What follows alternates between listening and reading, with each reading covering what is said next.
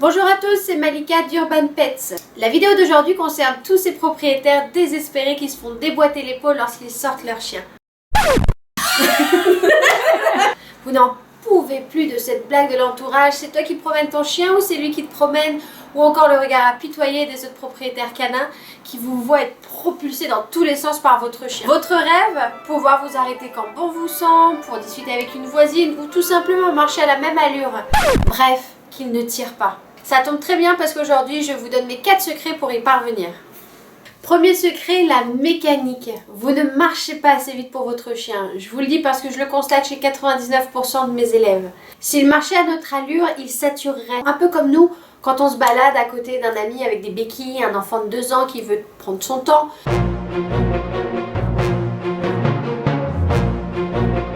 À un moment donné, ça nous démange, on veut augmenter la foulée. Quand on a un chien dans la force de l'âge qui n'attend qu'une chose, c'est de sortir dehors, il faut avoir une bonne foulée, sinon vous allez vous faire tracter par votre chien. Pensez un peu à votre allure de marche quand vous allez prendre un train et que comme moi vous êtes très juste au niveau horaire. Vous voyez cette foulée, gardez-la et c'est celle qu'il faut adopter en début de promenade, les 10-15 premières minutes. Donc pour gagner en plaisir mais aussi en temps, voilà les bons outils à avoir. Premièrement, une laisse fixe de 2 à 3 mètres et au diable les laisses enrouleuses.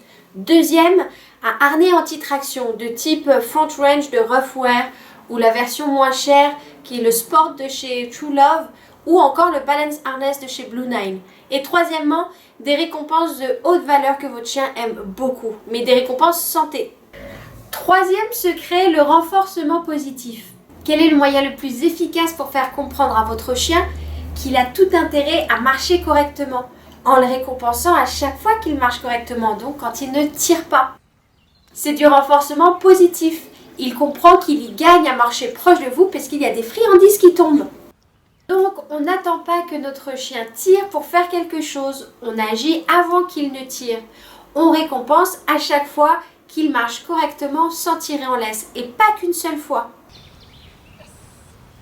Pour qu'un chien mémorise un nouvel apprentissage, on sait qu'il faut le récompenser à une hauteur de 12 à 15 fois par minute. Yes! Quatrième secret, le principe de Premack. Le chien en soi veut avancer. C'est pour ça que parfois il tire. Vous n'avez pas de problème à avancer. En revanche, vous ne voulez pas qu'il tire. Comment on fait? Le chien tire, vous vous arrêtez.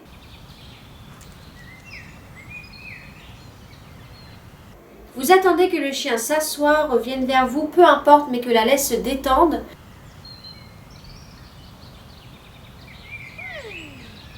Puis vous avancez de nouveau.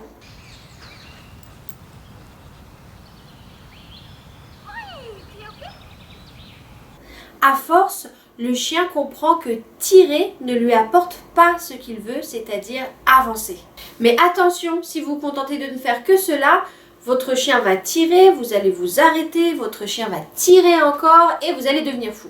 Il faut récompenser votre chien lorsqu'il marche correctement en laisse. Comprenez-moi bien, pas lorsqu'il revient après avoir tiré, mais lorsqu'il a la bonne allure durant la promenade.